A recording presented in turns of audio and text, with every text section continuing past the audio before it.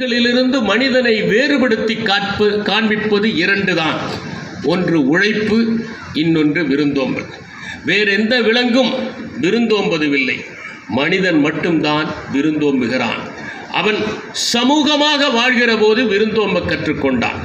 சில சமூக விலங்குகள் தாங்கள் வேட்டையாடுகிற உணவை பகிர்ந்து உண்பது உண்டு. அதுவும் மாமிசம் சாப்பிடுகிற அந்த பிராணிகள் தான் உணவை பகிர்ந்து உண்கின்றன. முதலில் சிங்கம் ஒன்றை வேட்டையாடிவிட்டு சென்று விட்டால் பிறகு மிச்சம் இருப்பதை சாப்பிடுவதற்கு கழுதை புலிகளும் நரிகளும் வரும். அதற்கு பிறகு கழுகுகள் வரும். அதற்கு பிறகு எறும்புகள் வரும். ஆனால் மான்களோ காட்டெருமைகளோ தாங்கள் மட்டுமே புல்லை உண்ணும். முதலாவது விருந்தே மனிதன் மாமிசம் சாப்பிடுகிற போதுதான் உண்டானது என்று டெஸ்மண்ட் மாரிஸ் தன்னுடைய ஹியூமன் ஜூ என்கிற அருமையான புத்தகத்தில் குறிப்பிடுகிறார். விருந்தோம்புவது என்பது நாம் எவ்வளவு பேசினாலும், அன்றைய தினம் எவ்வாறு விருந்தோம்பல் இருந்தது என்பதை குறிப்பிட்டாலும், இன்று பலருடைய இல்லங்களுக்கு சென்றால் நீங்கள் எதை கொண்டு வந்தீர்கள் என்று கேட்பார்கள். அதனால்தான் தமிழிலே ஒரு பழமொழி உண்டு, எங்கள் வீட்டுக்கு வருகிற போது என்ன கொண்டு வருவீர்கள், உங்கள் வீட்டுக்கு வருகிற போது என்ன தருவீர்கள். நீ அவள் கொண்டு வா, நான் உமி கொண்டு வருகிறேன், ஊதி ஊதி தின்னலாம் என்கிற பழமொழி உண்டு. சிலர் தேனொழுக பேசுவார்கள், இல்லத்திற்கு சென்றால் தண்ணீர் கூட தரமாட்டார்கள். தமிழ்நாட்டிலே ஒரு பழமொழி உண்டு, வாய் சர்க்கரை கை கருணை கிழங்கு என்று. சிலருடைய இல்லங்களுக்கு சென்றால் அவர்கள் நடந்து கொள்ளுகிற விதமும், நம்முடைய இல்லத்திற்கு வந்தால் அவர்கள் நடந்து கொள்ளுகிற விதமும் வேறு மாதிரியாக இருக்கும். சிலரோ நம் கண் முன்னாலேயே தாங்கள் மட்டுமே தேநீர் பருகுவதை பார்க்கலாம். இதுதான் இன்றைய விருந்தோம்பலாக இருக்கிறது. விருந்தோம்புவதற்கு ஒரு மனம் வேண்டும். யார் வந்தாலும் அவர்களுக்கு எதையாவது கொடுத்து அனுசரணையாக பேசி இளைப்பாற வைப்பதற்கு ஒரு மனம் வேண்டும்.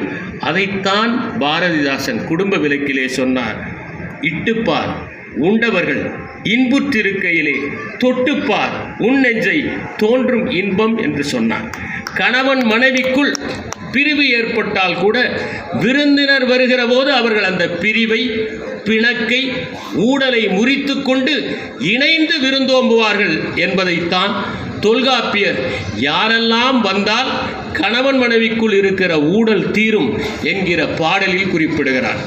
தோழி தாயே, பார்ப்பன் பாங்கான், பாணன் பாட்டி, இளையோர் விருந்தினர், கூத்தர் விரலியர், அறிவர் கண்டோர், யாத்த மரபின் வாயில்கள் என்ன என்ப என்று குறிப்பிடுகிறார். விருந்தோம்புவதை பற்றி இன்று நாம் பேச வேண்டிய அவசியம் என்ன? ஒரு காலத்தில் தமிழ்நாட்டில் மதிப்பிற்குரிய நண்பர் திரு சுந்தராவுடைப்பன் அவர்கள் குறிப்பிட்டதைப் போல விருந்தோம்பல் உணர்வு எல்லா நிலைகளிலும் இருந்தது. அவர் குறிப்பிட்டதைப் போல யாழை வைத்து வாளை வைத்து விருந்தோம்பினார்கள். வருகிறவர்களை எதிர்பார்த்து காத்திருந்தார்கள்.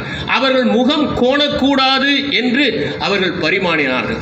நாங்கள் வாழுகிற காலத்திலேயே இளம் பருவத்திலே வருகிறவர்களை அமர வைத்து அன்பாக பேசி பருக நீர் கொடுத்து வழிகாட்டுகிற பழக்கம் இருந்தது. பற்றாக்குறையுடன் இருக்கிற காலத்தில் விருந்தோம்பல் தலை தோங்கி இருந்தது. இன்று எல்லோரிடமும் பணம் இருக்கிறது, விருந்தோம்பல் மறைந்து விட்டது. துருக்கியிலே ஒரு பழமொழி உண்டு, விருந்தினர்களை வரவேற்காத இல்லம் தேவதைகளையும் வரவேற்காது என்று. நண்பர் சுந்தராவுடைப்பன் அவர்கள் குறிப்பிட்டதைப் போல விருந்தினர் என்றால் உறவினர் அல்ல, மைத்துனர் அல்ல, மாமன் அல்ல, சகோதரர்கள் அல்ல, இதுவரை நாம் சந்தித்திராதவர்கள் தான் விருந்தினர். விருந்தினர் என்றால் புதியவர்கள் என்கின்ற பொருளில்தான் விருந்து தானே புதுவது புனைந்த யாப்பின் மேற்றே என்று தொல்காப்பியர் குறிப்பிட்டார். அவர் குறிப்பிட்டதற்கு ஒரு காரணம், யாரெல்லாம் புதுமையாக வருகிறார்களோ அவர்கள் என்பர் பொருள் மட்டுமல்ல, விருந்து என்றாலே புதுமைதான். ஓம்புதல் என்றால் போற்றுதல் என்கின்ற பொருளில் வருகிறவர்களை நாம் விருந்தோம்ப வேண்டும் என்று குறிப்பிட்டார். எல்லோராலும் எல்லா காலத்திலும் விருந்தோம்ப முடிந்ததில்லை என்பதைத்தான் ஔவையார் சொன்னார். ஆர்த்த சபை 101, 1001 புலவர், வார்த்தை 10,000 பூத்த மலர் தந்தாமரை திருவே தாதா, கோடிக்கொருவர் உண்டாயின் உண்டென்றர். ஒரு சபையிலே 100 பேருக்கு ஒருவர் தான் வருவார்கள். நீங்கள் ஒவ்வொருவருமே 100 பேருக்கு சமம். 1000-ல் ஒருவர் தான் புலிப்பால் ரவியை போல கவிதை எழுதுவார்கள். அதனால் 1000-ல் ஒருவர் புலவர். ஆனால் மேடையிலே ஏறி பேசுகிறவர்கள் 10,000 பேரில் ஒருவர் தான் பேச முடியும். எதற்காக இந்த நடை மேடை என்றால், பலர்களுடைய கால்களும் கைகளும் நடுங்குவதை மற்றவர்கள் பார்க்க கூடாது என்பதற்காகத்தான்.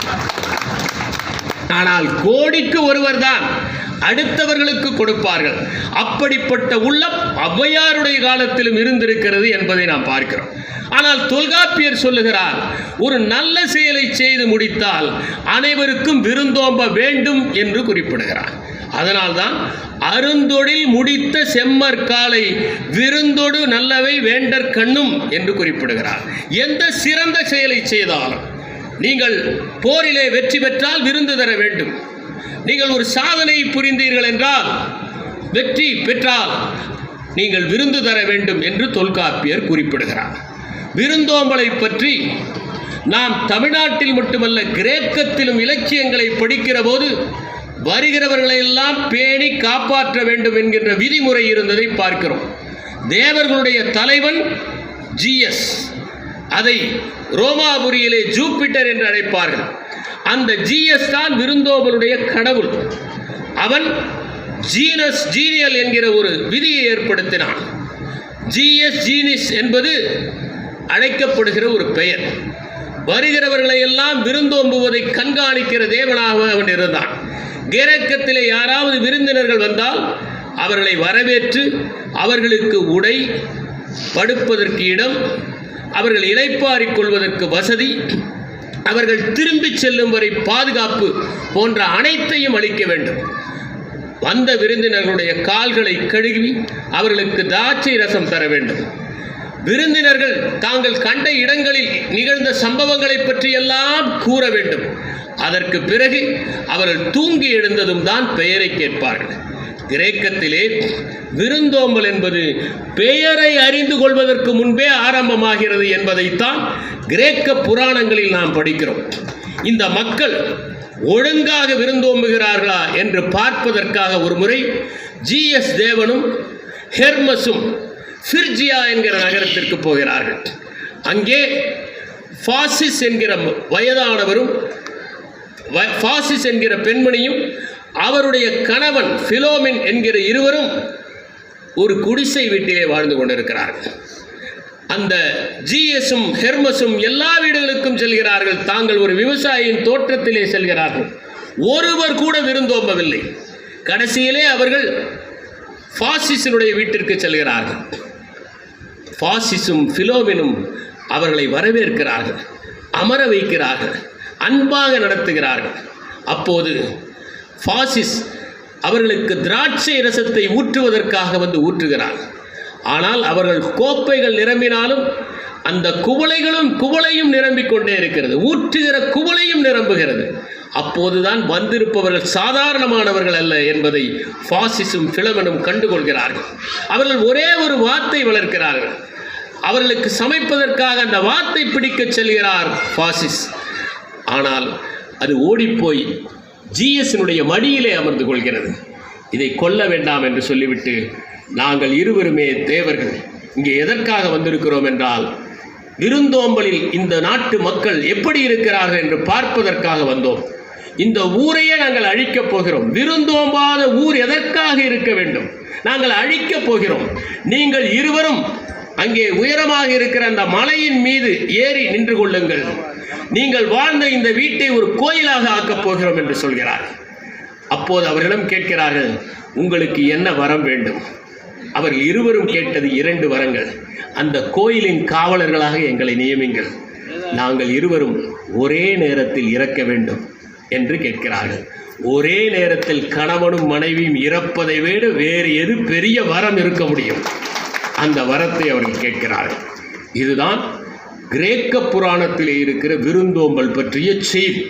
அதே போல ஹோமர் எழுதினார் ஒடிசி என்கிற அற்புதமான அந்த காவியத்திலே யுலிசஸ் திரும்பி வரமாட்டான் என்று, யுலிசஸினுடைய மனைவியை அபகரிக்க வேண்டும் என்று புதியவர்கள் எல்லாம் வந்து அந்த அரண்மனையிலே இருக்கிறார்கள். ஆனால் அவர்கள் விருந்தினர்கள் ஆயிற்றே, எப்படி விரட்டுவது? அனைவருக்குமே சாப்பாடு போடுகிறாள் பெனிலோப் என்கின்ற அந்த யூலிசஸின் மனைவி. ஆனால் அவர்கள் வற்புறுத்தலை சமாளிப்பதற்காக என் மாமனாருக்காக ஒரு சவத்துணியை நெய்து கொண்டிருக்கிறேன், அது முடிந்ததும் திருமணம் செய்து கொள்கிறேன் என்று சொல்லி அவள் தினமும் காலையிலே அந்த துணியை நெய்வாள், இரவிலே அதை பிரித்து போட்டு இன்னும் முடியவில்லை என்று காலம் கழிக்கிறாள் என்று ஒடிசியிலே அந்த அற்புதமான வரிகள் வருகின்றன. ரவீந்திரநாத் தாகூர் கூறுகிறார், என் வீட்டுக்கு வந்த விருந்தினர்களே, நீங்கள் நள்ளிரவிலும் வந்தீர்கள், அதிகாலையிலும் வந்தீர்கள். உங்கள் வரவை எனக்கு வசந்த மலர்கள் கூறின, மழைச்சாரல்கள் கூறின. நீங்கள் இசைக்கருவிகளை கொண்டு வந்தீர்கள், ஒளி விளக்குகளை கொண்டு வந்தீர்கள். நீங்கள் வீட்டை விட்டு சென்ற பிறகு கடவுளின் கால் தடங்களை பார்த்தேன். நான் என் வாழ்வின் இறுதி யாத்திரையில் இருக்கிறேன். நான் உங்களுக்கு என் வாழ்த்து மலர்களை விட்டுவிட்டு செல்கிறேன், உங்களை மீண்டும் வணங்குகிறேன் என்பதுதான் ரவீந்திரநாத் தாகூர் எழுதிய அந்த அற்புதமான கவிதை. விருந்தும் மருந்தும் 3 நாள் என்கிற பழமொழியும் தமிழ்நாட்டிலே உண்டு. உன்னுடைய வீட்டுக்கு தினமும் வருகிறவன் சமையல் ரூமுக்கு வருகிற திருடன் என்று டச்சு பழமொழி ஒன்று உண்டு. உன் வீட்டுக்கு விருந்தினர் வந்தால் முதல் 2 நாள் விருந்து கொடு, 3வது நாள் மண்வெட்டி கொடு என்பது ஸ்வாகிலி பழமொழி. விருந்தும் மூயினும் 3ஆம் நாள் நாரும் என்பது செக்கோஸ்லாவேக்கிய பழமொழி. முதல் நாள் வாழை இலை, 2ஆம் நாள் கையிலை, 2ஆம் நாள் தையலிலை, 3ஆம் நாள் கையிலை என்பது இந்தியாவிலே நிலவுகிற ஒரு பழமொழி. விருந்தோம்புவது ஏன் முக்கியம் என்பதை நமக்கெல்லாம் சிகரமாக இருக்கிற இலக்கியமான திருக்குறளிலே ஒருவன் இல்வாழ்க்கை வாழ்வதே விருந்தோம்புவதற்குத்தான். இருந்தோம்பி இல்வாழ்வதெல்லாம் விருந்தோம்பி வேளாண் செய்தற் பொருட்டு என்று. வேளாண்மை என்றால் உழவு அல்ல, வேளாண்மை என்றால் உதவி என்று பொருள். அப்படித்தான் தொல்காப்பியத்தில் வருகிறது, அப்படித்தான் திருக்குறளில் வருகிறது.